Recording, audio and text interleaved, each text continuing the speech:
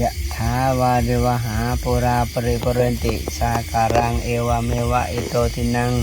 เปตนังอุปกาปติอิสิตังปัสสิตังตุมหังคิปะเมวะสามิสันตุสัพเพปุเรนตุสังกปาจันโทปนะระโสยะถามณิโสติละโสยะถามุนีมา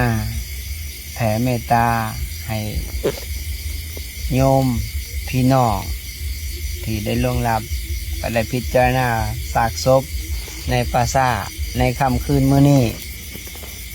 ได้มาแผ่เมตตาได้พิจารณาอสุภกรรมฐานนี่แหละการตายก็ต้องมีการเกิดก็ต้องมีการตายแต่เฮาบ่เบื่อบ่หน่ายในวัฏฏะสังสารวัฏนี่เฮาก็วนเวียนว่ายตายเกิดอยู่จังซี่เฮาต้องมีสติรักษาศีลบำเพ็ญเพียรภาวนาให้ออกจากความตายความเกิด